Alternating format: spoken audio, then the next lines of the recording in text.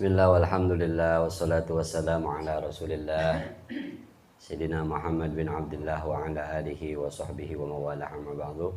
Hadratil mukarramin wal muhtaramin, para jamaah sekalian yang hadir pada malam hari ini, mudah-mudahan kita semua senantiasa dalam lindungan Allah Subhanahu wa taala. Puji serta syukur kehadirat Allah Subhanahu wa taala atas segala karunia nikmatnya sehingganya malam ini kita bisa berkumpul bermuajahah dalam rangka thalabul ilmi. Mudah-mudahan hadirnya kita di majlis ini diberikan ampunan oleh Allah Subhanahu wa taala, dan tidaklah kita keluar dari tempat ini kecuali Allah kabulkan hajat-hajat kita. Salawat dan salam semoga selalu tercurah kepada junjungan alam Nabi besar kita Nabi Muhammad sallallahu alaihi wasallam. Jamaah yang dirahmati Allah Subhanahu wa taala, pada malam hari ini jadwalnya pembacaan kitab Irsyadul Anam ya. Halaman berapa tuh? Halaman 3 ya.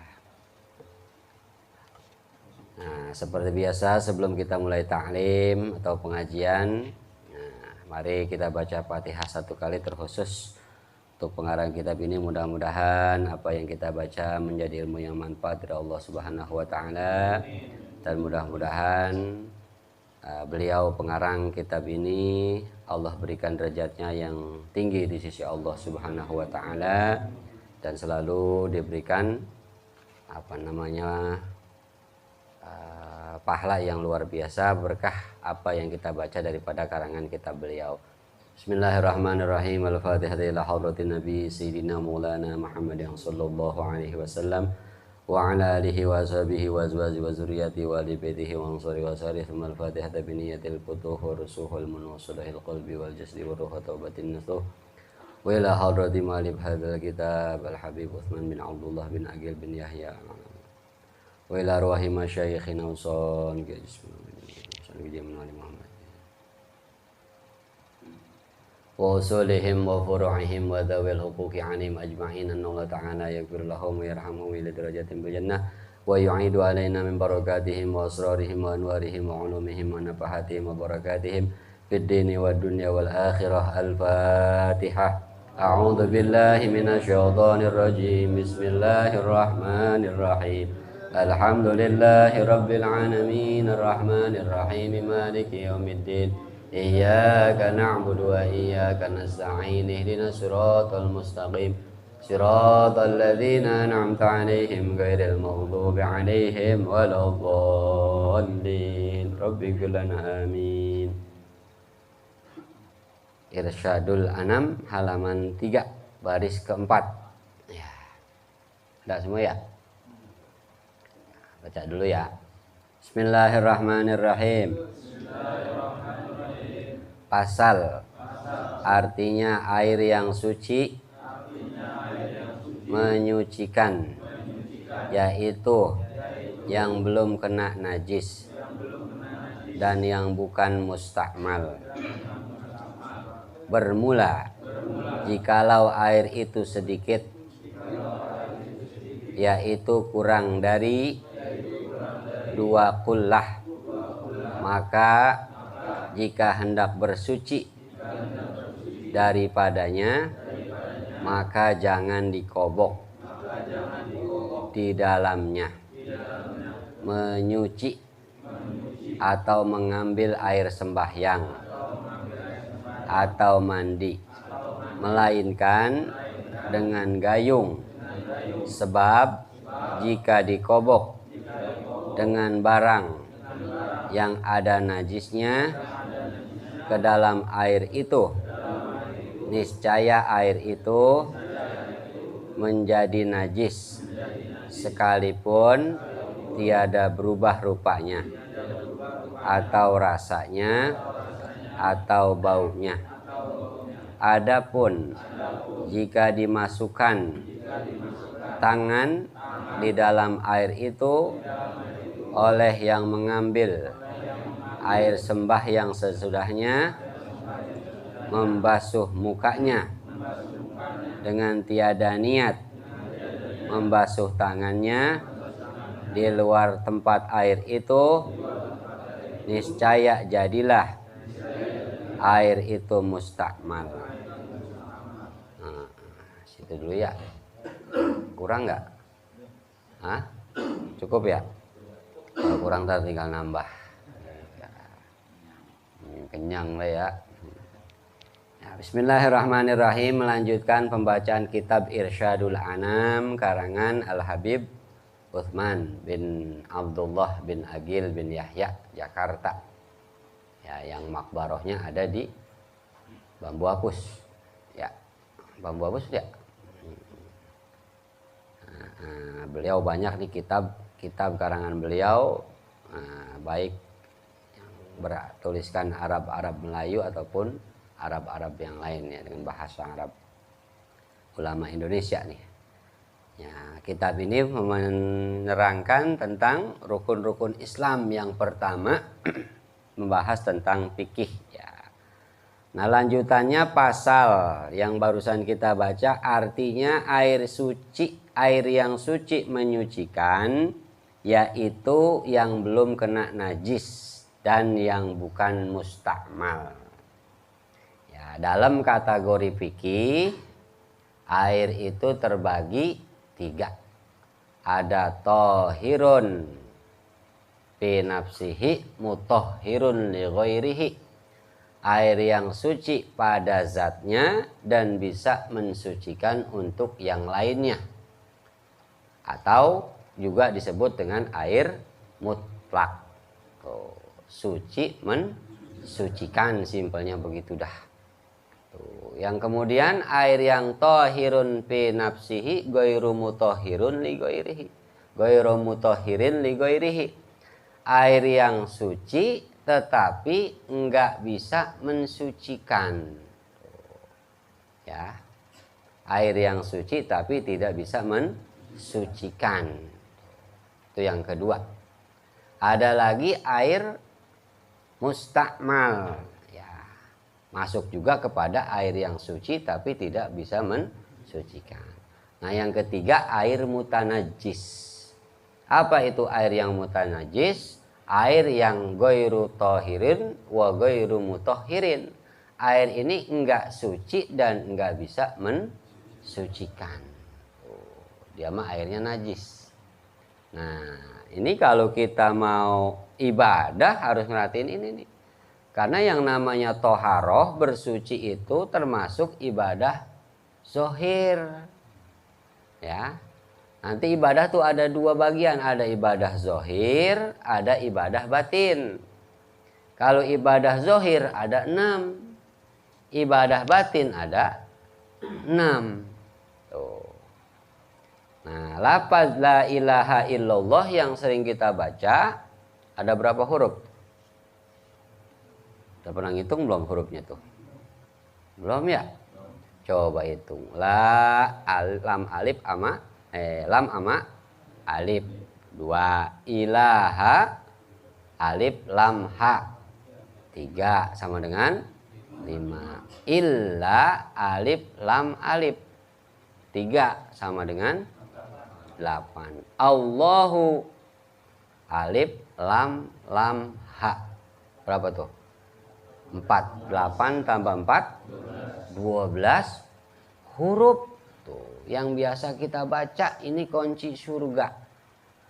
Ya, man qala la ilaha illallah khalisan mukhlisan dakhalal jannah. Siapa orang yang ngucap la ilaha illallah ikhlas hati, mukhlisan membersihkan diri, dakhalal jannah, maka dia bisa masuk surga. Kudu ikhlas, kudu mukhlis. Nah, simpelnya la ilaha illallah 12 huruf. 12 huruf ini menandakan bahwa ibadah ada 12. Ada ibadah zohir, ada ibadah batin. Kalau ibadah zohirnya cakep, ibadah batinnya cakep, dia ngucap la ilaha illallah maka masuk surga. Enak gak tuh? Iya, kan kalau dibilang siapa orang yang ngomong la ilaha illallah di akhir hidupnya maka masuk surga. Masuk benar surga. Tapi kalau dia punya dosa, dia nggak ibadah, cuci dulu. Mampir dulu bentaran. Iya, cemong-cemong dikit dah. Tuh ya. Makanya ibadah zohir nih, toharoh, bersuci. Ada 6. Pertama, bersuci. Kemudian sholat, puasa, zakat, haji, jihad. Tuh, 6 tuh. Pertama, toharoh, bersuci. Kemudian sholat, puasa, zakat, haji, jihad. Toharoh, ya emang kita mau ibadah pasti toharoh dulu, bersuci dulu. Kemudian sholat, udah pasti. Nggak boleh dengar ajan terus lari. Nah, tuh sholat. Kemudian puasa, Ramadan khususnya yang wajib. Kemudian zakat. Kemudian haji kalau mampu. Ya, udah gitu kalau cepet. Ya, sekarang mau lama apaan daftarnya. Kemudian jihad. Apa itu jihad? Ya jihad fi sabilillah. Sekarang enggak ada perang-perangan, yang ngaji jihadnya. Tuh, jihadun nafsi. Ya, jihad melawan hawa nafsu. Ini kalau buat enak makan waya gini nonton TV. Apalagi ada timnas main. Iya, enakan nonton timnas ketimbang ngaji. Tapi karena jihad lawan. Gitu. Bukan enggak hubul waton, wajiban ngaji. Justru dengan kita ngaji dia menang gitu. Iya enggak? Ditonton kalah gitu. Tuh, iya. Nah, jadi kembali kepada permasalahan bahwa toharoh adalah ibadah zohir. Ibadah batinnya ntar ya. Nah, kita akan bahas Pak artinya air yang suci mensucikan, yaitu air yang belum kena najis dan yang bukan mustakmal. Nah, ini kalau kita mau bersuci, satu, airnya harus suci mensucikan. Suci lagi mensucikan. Nggak boleh pakai air yang selain suci mensucikan. Sebab apa? Sebab ada air yang suci tapi nggak mensucikan. Kayak apa tuh? Air kelapa, air teh manis, wudhu pakai air teh manis, atau mandi pakai air teh manis, ya mana bulan puasa lagi. Tuh. Atau air pelutang suci boleh diminum tapi enggak mensucikan. Tuh. Jadi yang namanya wudhu bersuci harus dengan air yang suci mensucikan atau disebutnya dengan air mutlak. Ya, mau wudhu ya pilih-pilih airnya. Jangan sampai wudhu dengan air yang mutanajis atau mustakmal. Air mustakmal suci tapi nggak bisa mensucikan, awas. Makanya wudhu tadi ya atau mandi ataupun wudhu nggak boleh pakai air yang udah dipakai. Tuh, yang repot kalau di rumah nanti kolamnya kecil tuh yang dari material. Yang dari material yang biru ukurannya berapa tuh? Ya. Kecil banget tuh. Ya. Hati-hati ya. Atau mandi junub di bak. Ya, pakai air di bak, diserok, awas. Hatta toharo, istinja, bersuci, cebok. Nah, awas jangan pakai air yang seember. Bisa repot nanti. Ya air yang seembernya sih suci, tapi kalau nanti dia kejatuhan, kecepretan, nah itu yang bikin nggak suci jadinya. Tuh. Jadi hati-hati ibadah tuh kudu betul-betul ya rapi ya bersucinya. Ya, makanya siapa orang yang beramal tanpa ilmu maka amalnya ditolak, tidak diterima. Jadi air yang suci itu air yang belum kena najis dan yang bukan mustakmal. Air yang nggak pernah terkena najis. Nah, sebenarnya bahasan air ini panjangnya luar biasa sebenarnya. Ya. Ya. Jadi air yang suci itu air yang belum terkena najis dan yang bukan mustakmal, yang udah dipakai. Mustakmal tuh udah dipakai buat bersuci. Ya. Mustakmal itu udah dipakai buat bersuci, baik bersucinya wudu, berwudu ataupun mandi hadas besar ataupun mandi Jumat, sunnah Jumat. Ya. Nah, musta'malnya musta'mal sunnah ya. Nah, bermula jikalau airnya itu sedikit, yaitu kurang dari 2 kulah, maka jika hendak bersuci daripadanya, maka jangan dikobok di dalamnya, menyuci atau mengambil air sembahyang atau mandi, melainkan dengan gayung. Nah, ini kalau permasalahan air yang kurang dari 2 kulah. 2 kulah itu berapa sih? Kalau di dalam aturan fikih, ya itu ukurannya 1 ziro seperapat. 1 ziro itu berapa? 1 ziro itu ukuran 45 cm. Tuh. Berarti kalau seandainya 1 hasta lebih itu sama dengan 60 cm. 60 cm lebar, 60 cm panjang, 60 cm dalamnya. Ya. Bagaimana hitungannya tuh? Yang ahli matematika dah. Pokoknya 60 kali 60 kali 60. Ya, 60 kali 60 kali 60. Tuh. Ya, itu namanya ukurannya 2 kulah tuh. Kalau keramik ukuran berapa tuh? Ada yang 40, ada yang 30. Kalau yang 30 berarti pas-pasan. Nah, lebih baik cari yang 40. 40 ya. Di bawahnya tuh lebarnya, kemudian 40 tingginya, 40 panjangnya. Panjang kali lebar kali tinggi. Ya, jangan yang 60 pisan, pas-pasan. Sebab kalau dia diambil 2 gayung, ini udah berkurang 2 kulah. Tuh, nggak boleh diambil 2 gayung. Tuh, ya. Tuh ukuran 2 kulah. Kalau diliterin sama dengan 60 dikali 60 dikali 60 sama dengan berapa tuh? 214.000. Tuh. Diameter Indonesia berapa literannya? 1000 ya? 1000 cm ya? Ya, 214.000 dibagi 1000 sama dengan 214 liter Indonesia. 214 liter Indonesia, itulah hitungan 2 kulah kata fikih. Nanti kalau ke Baghdad beda, kalau ke Yaman beda. Ya, pokoknya kalau literan Indonesia 2 kulah itu sama dengan 216 liter ya. 216 liter ya, bukan 214 ya. 216 liter Indonesia. Itu pas-pasan 2 kulah. Kalau dikurang 2 gayung berarti kurang dari 2 kulah. Itu baru boleh keran nyala. Gitu. Makanya bikin kolom yang gede sekalian. Buat ibadah mah ya. Sebab apa? Sebab kalau airnya tadi tuh kalau dia sedikit nggak boleh dikobok. Kalau dikobok ini yang material berapa liter tuh? Yang biru, kolom biru berapa liter biru? Ada nggak 216 liter? Nggak ada ya. Nah, kalau wudhu di situ dikobok nggak sah itu. Yang pertama sisa, tapi sisanya ini.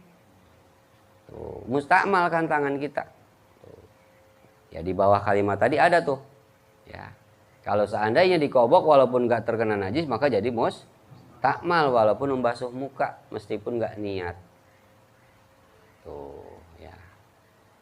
Nah, jadi 216 liter. Ya, itu hitungan 2 kulah. Ya. Mau cebok kek, mau wudhu kek, nggak boleh diserong, nggak boleh pakai tangan. Ya. Tuh, iya kan kadang-kadang ada yang mandi junub pakai air sebak. Kayaknya asik banget dia mandi. Nawaitul ghusla li rabbil hadasil akbari, ini nggak sah. Tuh, sebab apa? Bukan nggak sah airnya, tapi ceretannya. Kan yang namanya mandi pasti. Tuh, apalagi mandinya baru nyetel musik, ya nggak? Iya, kan ada yang begitu ya. Udah nggak sadar air jatuh kemana, pasti jatuh kemari. Ini jadi mustakmal. Ya, makanya lebih aman mandi hadas itu pakai shower. Tuh, kalau emang shower nggak ada ya minimal selangwer dah. Iya. Jadi nggak khawatir mustakmal gitu. Ya, selang nggak ada tinggal nyari setim. Ya. Tuh. Nah, jadi inilah pentingnya bersuci. Sebab ini wudhu ataupun mandi hadas besar yang menentukan sah atau enggaknya ibadah kita. Itu bersuci, wudhunya enggak sah, otomatis sholatnya enggak sah. Atau mandi hadas besarnya enggak sah, otomatis wudhunya enggak sah. Wudhunya enggak sah, otomatis sholatnya enggak sah. Makanya diperhatiin banget tuh, ya, bersuci. Ya. Jadi air yang suci mensucikan, paling aman udah pakai air keran dah, buka. Tuh. Mau mandi hadas besar kek, mau wudhu kek, mau mandi sunnah Jumat kek, itu air yang suci mensucikan. Tuh. Kalau kolomnya gede, kalau kolomnya kecil, ya kurang dari berapa tadi 216 liter jangan diobok, kecuali emang kolomnya gede, ya. Kolomnya tuh ukuran lebih 80 kali 80 kali 80 aman dah. Ya, karena lebih banyak, boleh dah tuh. Ya. Mau istinja cebok dari situ boleh gitu, ya. Ya, jangan sampai istinja kita pakai air seember. Ya, air yang seembernya mah tadi suci sebenarnya mah, cuman khawatir keceretan, jatuh ke ember gitu. Ya, jadilah air ini mutanajis kalau dia airnya bekas terkena najis. Kalaupun nggak mutanajis, air ini jadi mustakmal, udah dipakai gitu. Ya, jadi hati-hati banget ibadah itu. Perlunya ibadah dengan air yang suci lagi mensucikan. Ya, jangan mana tuh? Ya, ya melainkan dengan gayung. Ya, harus dengan gayung. Ya. Adapun jika dimasukkan tangan di dalam air itu oleh yang mengambil air sembahyang sesudahnya, membasuh mukanya dengan tiada niat membasuh membasuh tangannya di luar tempat air itu, niscaya jadilah air itu mustakmal.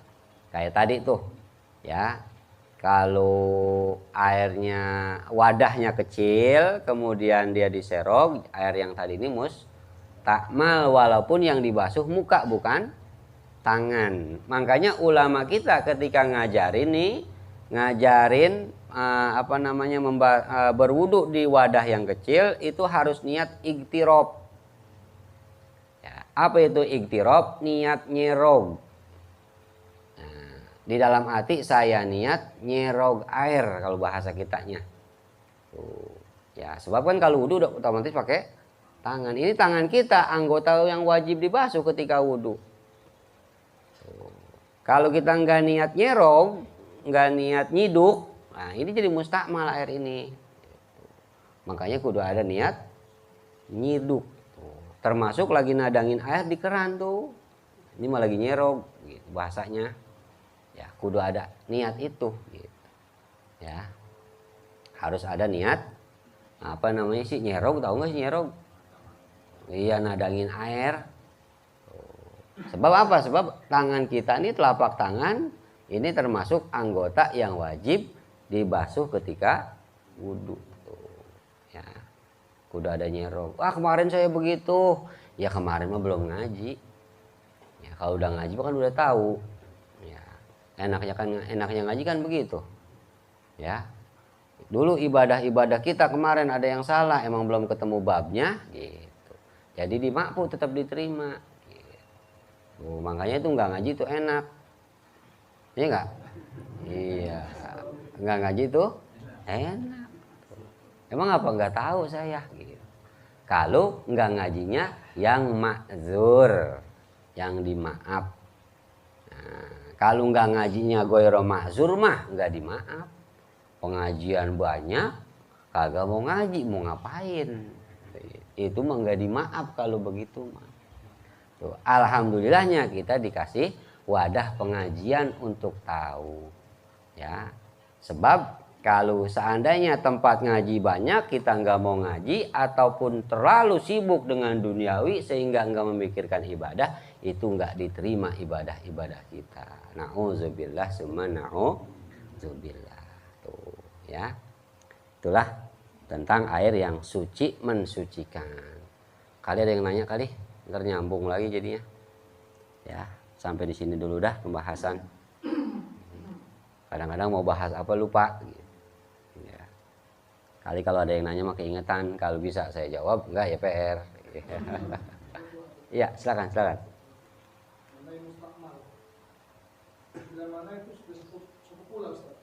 Gimana? Nah,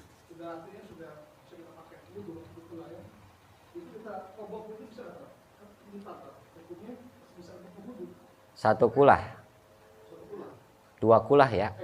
Ya. Seandainya air itu 2 kulah, berarti kan 216 liter. Nah, bagaimana kalau seandainya air ini 2 kulah dan kita pakai kita sero kemudian air itu jatuh lagi. Nah, di dalam keterangan fikih ketika air yang mustakmal kemudian dia kecampur dengan air yang banyak, maka air ini menjadi suci mensucikan kembali. Tuh, ya. Jadi kalau kolom gede, ya taruhlah ya 100 kali 100 ya. Kan lebar banget tuh kolom. Ya, kita serok wudhu di situ, kemudian balik lagi airnya ke situ. Yaitu selagi air ini nggak berubah dia tetap suci mensucikan.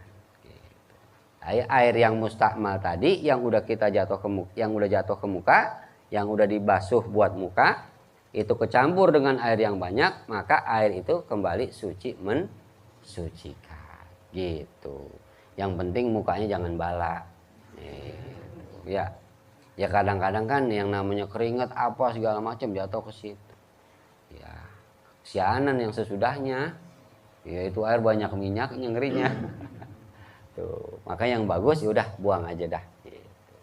Ya, yang paling afdol itu dengan keran yang mengalir wudhu. Ya, kesunahan wudhu itu dengan air yang mengalir. Tapi pun kalau kita di rumah begitu ya nggak apa-apa. Ya, toh untuk sendiri kan gitu. Ya, air itu suci mensucikan kembali. Gitu ya.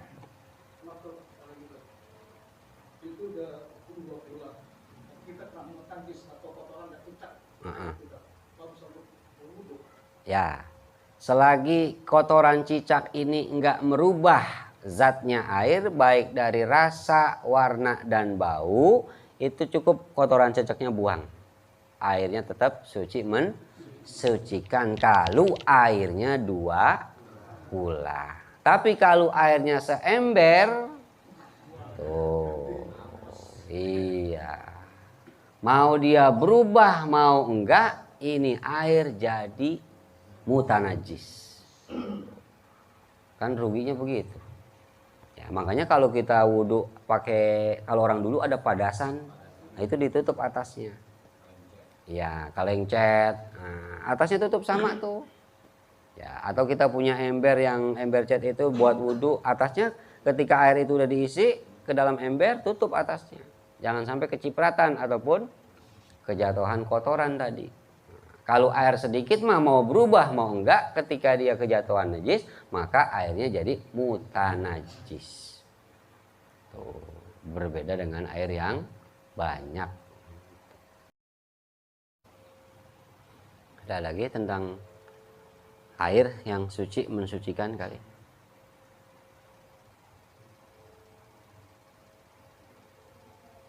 Ya, air. Jelas ya.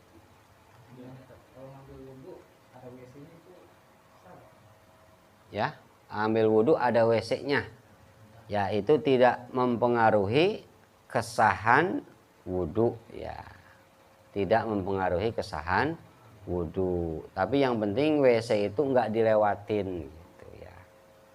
Ya, WC itu enggak dilewatin oleh orang yang berwudhu. Makanya ketika bikin tempat wudhu di masjid atau di musola harus tahu tuh, bukan hanya ini apa agen pembangunan arsitektur ya, bukan hanya ngelihat keindahan tapi kesesuaian dengan syariatnya.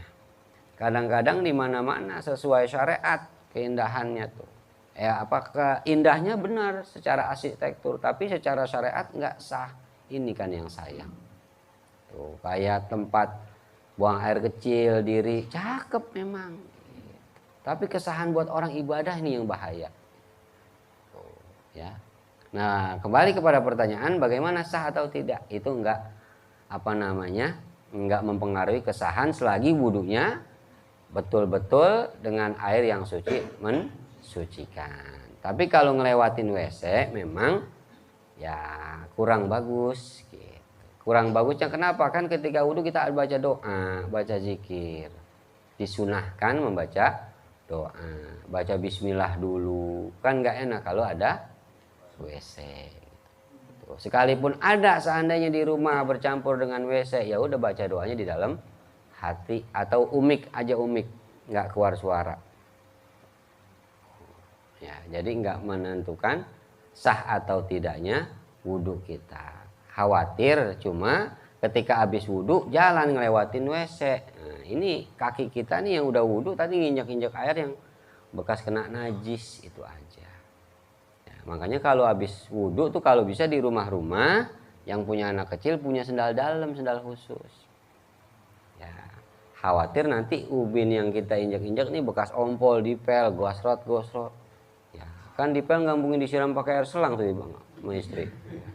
Boros air kan. Tuh, makanya kalau bisa ada sendal khusus tuh dari kamar mandi menuju tempat sholat. Sampai tuh al-maghfurlah orang tua ya ketika dia punya cucunya mau lewat diangkat sajadahnya. Saking apiknya ibadah. Bukan nggak boleh nginjek sajadahnya gitu. Khawatir namanya anak-anak lari-larian kemana baik. Ya, kakinya kotor, entah dia nginjak najis, buru-buru diangkat tuh sajadah. Jangan sampai keinjak. Sebab apa? Sebab kalau kakinya kena najis, lari ke sajadah keinjak. Kan sajadah jadi najis. Sedangkan sholat harus suci dari najis baik tempat, badan ataupun pakaian. Gitu.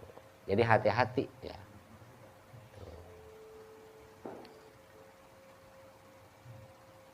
Ya emang ngaji mah nggak cukup bentaran. Ya kalau lagi ngaji gini pengennya semuanya kita bahas. Ya. Nah, cuman waktunya memang. Ya. Kalau mau ngaji sampai subuh.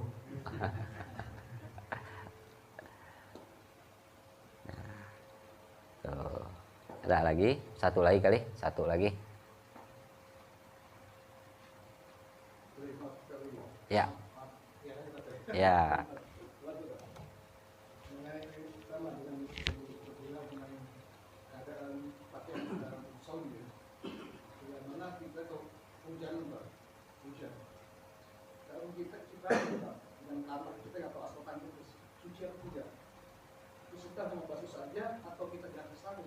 Ya. Ya, kalau selagi kecipratannya itu kecipratan tanah, ya air comberan ya. Kan pada dasarnya air apa tanah itu kan suci, mensucikan. Kita saja terbuat dari tanah. Tetapi kalau seandainya air tadi, air comberan bahasanya tadi diyakini kenajisannya, maka lebih baik ganti. Tuh, kalau memang banyak. Tapi kalau sedikit cuma kecepret-kecepretan ada kaul yang mengatakan boleh ya dimakfu. Kenapa? Karena sulit dijaganya kalau sedikit. Tuh. Ya. Tapi kalau banyak ya udah jangan. Itu pun diyakini air tadi memang air yang sudah terkena najis. Ya, itu mah tergantung nanti nyaman apa enggak ini dipakai sholat. Ah, kayaknya enggak nyaman, udah ganti. Gimana hati kita aja itu mah ya, kayak ini sarung udah nggak enak nih dipakai sholat nih, habis hujan-hujanan ngeri ya namanya kecepretan air gitu, udah ganti gitu. Tapi kalau yakin ini mah ya yang tadi kecepretan bukan air yang najis ya udah pakai gitu. Yang penting ada keyakinan gitu, jangan udah tahu kecepretan najis pakai sembahyang baik gitu. Itu mah curang namanya. Iya.